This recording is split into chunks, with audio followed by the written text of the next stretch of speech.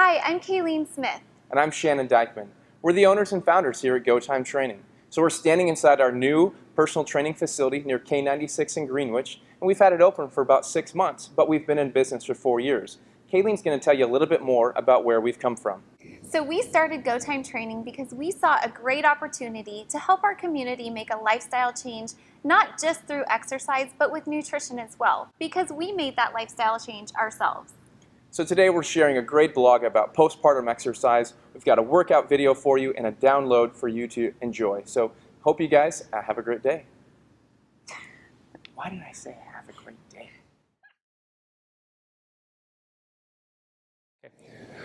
So in phase 1, weeks 0 through 3, we're going to focus on retraining our pelvic floor muscles and activating our deep core muscles. We're going to do this by kegling by sitting, lying down on your side, and standing up. All right, Stephanie is going to perform the cat camel. This is a great exercise to bring some nourishment to the back and also increase the mobility within her hips and her upper back. She wants to pull the toes in towards her shins. There we go. And she's going to have her hands directly underneath her shoulders. She's then going to arch her back like a mad cat at Halloween, increasing some kyphotic curve here, while drawing in her belly button to her spine and her hips towards her belly button. She's then going to lower down, interiorly rotating her hips there, creating a little bit of lordosis, stretching out the abdomen. And she's going to do 2 to 3 sets of that for about 10 reps. So great exercise to help out the hip mobility and also stretch out the abdominals. All right, we're going to do some quadruped reach outs. Quadruped just means on all fours here. Just like Stephanie is, she wants to make sure that she brings her toes in towards her shin, that her knees are right underneath her hips, and her arms and hands are right underneath her shoulders. Slight bend in the elbow so we don't put too much stress on the elbow joint. What she's going to do is lift and engage the pelvic floor muscles and draw in the belly button. She wants to make sure that she's focusing on breathing at the same time. She's going to reach one of her arms, her right arm out here straight, thumbs up. There you go. You want to reach as high as you can with the thumb and really reach out those fingers so you can get a nice stretch and range of motion through there. And then she's going to bring right back down, relax, and then engage everything again, pelvic floor and core, and lift the arms back up again. There you go. She's going to do multiple reps of this for 2 or 3 sets. All right, we're going to do supine pelvic tilts here.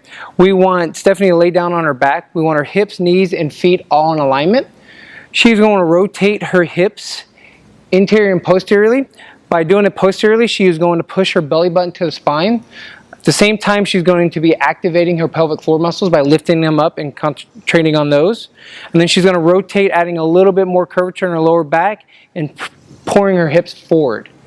Each time she's going to do this, she's going to breathe, and she's going to do 2 to 3 sets at 10 reps. All right, we're going to do some seated pelvic circles. This is a great exercise to once again engage the core, start training that pelvic floor muscle in some movement. So what we're going to do first is sit up nice and straight and tall. There you go, Stephanie. All right, and we're going to start off with just going side to side. Activate, lift the pelvic floor muscle, and engage the core by drawing your belly button into your spine. So side to side here, don't fall. And that's why we kind of want to go side to side in the beginning, just to build up that confidence. After that, you can go into a full circle. So start off going clockwise a few times, and then you can reverse. You can also, if you get daring, you can do a figure 8. Are you daring? No. Okay. So these are great exercises. Remember on these, breathing, engaging the core muscles, lifting the pelvic floor muscles at the whole time. Great exercise to start working at hips. All right, we're going to do some prisoner rotations. So these are going to be tall kneeling, which just means that Stephanie is going to be like she is right now, kneeling on both knees, tall, with her torso nice and straight, back nice and neutral. She's going to put her hands loosely behind her heads, hence the prisoner squat.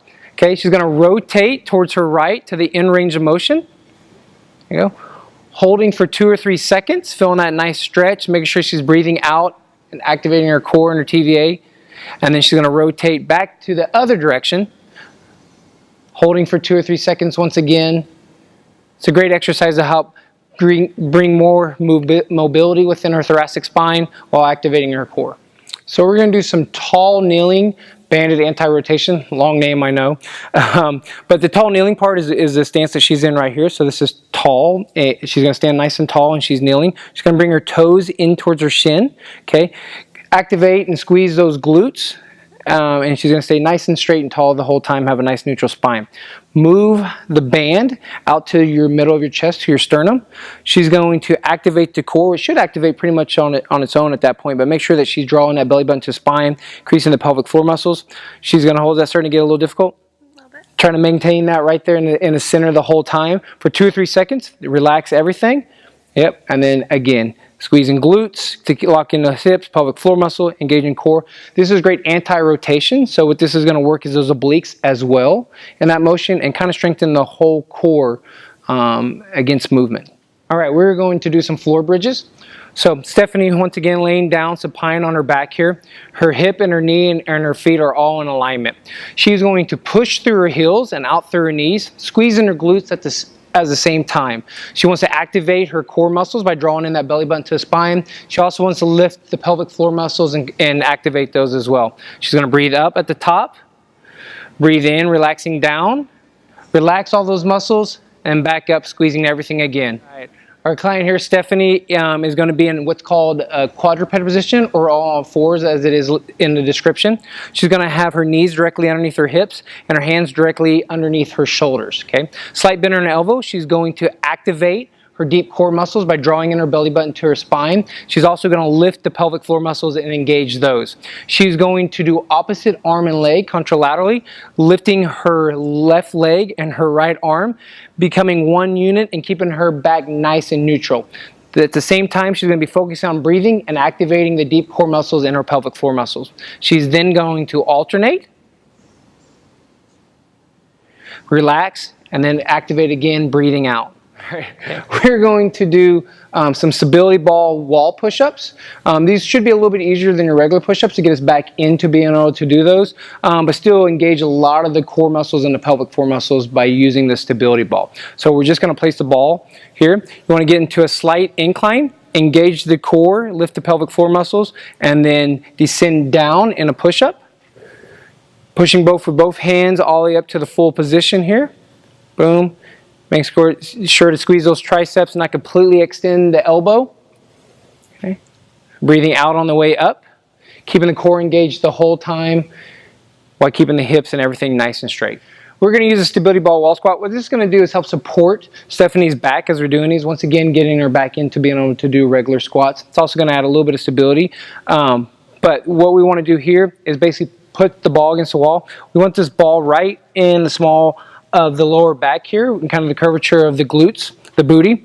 We're going to descend down, making sure that our knees and feet are about hip width to shoulder width apart. Pushing back through the heels, squeezing the glutes on the way up. Once again, making sure that our core is engaged the whole time, and also making sure that our pelvic floor muscles are engaged the whole time. Breathing, right? Right. Breathing during the whole exercise. All right, Stephanie's going to do the T-spine rotation exercise. This is a great exercise to increase that mobility within the upper spine and after you're working out to kind of stretch out some of those areas. What we want to do first is make sure that your feet are at a 90 or a little bit above. What that does is lock in the hips and make sure that we're just rotating our thoracic spine or our upper back here. So here at a nice 90. Now, Stephanie's going to put her hand on her forehead. What this does is make sure that we're rotating our head and our eyes while we're doing this T-spine rotation. She's then going to bring her arm back as far as she can while keeping the knees down the whole time to make sure she gets a nice stretch. Holding that for 2 or 3 seconds and then going back to the starting point. All right, we're going to do an excellent stretch supine knee hug. This is to stretch out her hamstrings, her lower body. She's going to lift both legs simultaneously, bringing them to her chest, wrapping her arms together, giving a slight passive squeeze, and she's just going to hold this position. Should feel a nice stretch to the lower back, hamstrings, and glutes. Okay, starting in our fourth position, we're going to do a child's pose, which is a great stretch for the lats, abdominals, and the full body here. Stephanie is going to push her hips back towards her feet. She's going to leave her hands planted right here onto the mat, kind of like they're glued, and she's going to have a feeling of pulling them back, which is going to help stretch out those lats. So she's going to get a lot of stretching here. She's going to hold for 20 to 30 seconds while focusing on breathing, relax, and do a couple more sets of that. All right, Stephanie's going to do some clam lifts. This is going to help strengthen her inner and outer thighs. It's also going to help activate her deep core muscles. She's going to do that by laying on her side. She can have her hand up by her her head here, or she can also lay her hand out if that feels more comfortable. Okay, what she's going to do is contract and open her knee up, abducting, keeping her feet together, squeezing her glutes and contracting her abs and her pelvic floor muscles at the same time. What she does is she's going to breathe out, hold for 2 to 3 seconds, then relax down, and then start all over again. All right, we're just going to do some body weighted squats here. As you progress, you can progress up to dumbbells after the 16 weeks or after you feel back to being fully. So what we're going to do here is we're going to put our feet hip width apart. So move those in just a little bit. There you go. About hip width apart. We're going to start to squat by pushing our hips back. Boom. You can put those hands wherever you want there, Stephanie. Pushing our hips back, making sure that we're getting hip extension there and that we're not putting too much stress on the knee going forward. We're going to push back through the heels, as Stephanie is doing. Squeezing the glutes on the way up. Once again, engaging the core and the pelvic floor muscles the whole time. Go the sideways. As you're going to notice, she's going to push the hips back, engaging. The knees are not going over the toes, and her torso and her lower leg are all in alignment. Look at that. That looks great. All right, Stephanie is going to do the lunge today. It's a great quadriceps, hamstrings, and glute exercise. It's part of one of our primary movement patterns, a single leg movement. So even going upstairs is a modified lunge. So it's definitely something that we do a lot, probably more so than even squatting. And so we want to make sure that we're very good at it and that we're building the strength back up in those. So she's going to start with feet hip width apart, facing forward. She's going to step her right leg out. There you go, coming down. She wants to not touch the floor. Make sure that this leg is at a nice 90. Okay, a lot of times what people do is they don't quite step out far enough, so they kind of get a short one. So we want to make sure that you get a long enough stride. You're coming back to the starting position here. That's a split squat. There you go. So step out again. Boom. Right back to the starting position. Let's go ahead and alternate. So let's go and do the other leg out. Perfect, just like that, making sure the torso is nice and straight, core is engaged, back is nice and neutral, you're not leaning forward. Squeezing quadriceps and glutes on your way up. All right, so we're going to do a modified push-up.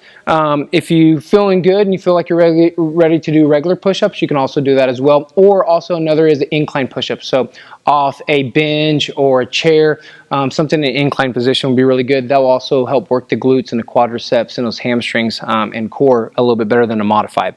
So we're going to start in a modified position here. Hands are going to be right underneath the shoulders. Eyes are going to be looking down at her hands. She's going to lower her body in one unit, pushing the elbows out to the corner of the room, pushing through her whole hand all the way back up. Making sure that she is engaging the core and the pelvic floor muscles the whole time. Even keeping a little squeeze on the glutes and the quads there to activate them. Just like so. One unit all the way up. All right, we're getting back into some functional exercises and working on some of our 5 primary movements. One of them is going to be a pull, so we're going to have Stephanie do some bent over dumbbell rows. So one thing that she wants to do is push her hips back. There you go. Making sure the spine is nice and neutral. She is going to pull the dumbbells towards her abdomen, making sure that she's squeezing her shoulder blades together through the whole motion. All right, let's go ahead and turn to the side so we can show everybody your nice neutral flat back there. Pushing hips back, pushing up, making sure she's squeezing these shoulder blades together. Once again, always contracting that core and that pelvic floor musculature the whole time. Boom. Now we're starting to work the back, getting some biceps in there, getting back to reality here. All right, we're doing some good old-fashioned bicep curls here, getting the guns, right? Yeah. Okay, the guns back in order. So what Stephanie's going to do is she's going to hold a couple pair of dumbbells that are comfortable for her to get 10 to 15 reps. She's going to keep those right next to her side. So to pass the leg, we're going to do what's called supination. She's going to supine up, squeeze the biceps, making sure that this arm stays right next to the side and the elbow stays pointed down. Squeeze the bicep at the top, blow out. There you go, breathing back down, make sure that we descend all the way down to the elbow, almost goes full extension. Right back up. Let's go ahead and turn to the side so everybody can see those guns. Nice, and down. Perfect. Good job. Always engaging the core. All right, we're going to do some seated behind the neck tricep extensions. Obviously, these are going to work the triceps. You can do these seated on a chair to start out with first if you want to add a little bit of more engagement of the core or a little less stability. Do it on a ball, or you can progress to standing up. Just be careful if you're doing it standing up that you are going to put a little bit more stress on your lower back. But as we progress, we want to start working those areas. So we're going to do a seated tricep extension. She's going to bring the weight over her head, grasping her hand just like this on both sides, making sure to keep her elbow out. She's going to engage the core and lift the pelvic floor muscles. Okay, lower the weight down. All right, coming back up, fully extend, squeezing the tricep at the top, breathing out. There you go. And then back down. We're still working on Stephanie's breathing, but we're getting that. So you guys should know by now to breathe. Couple more sets. All right, 30 more. Excellent. There you go. That's perfect.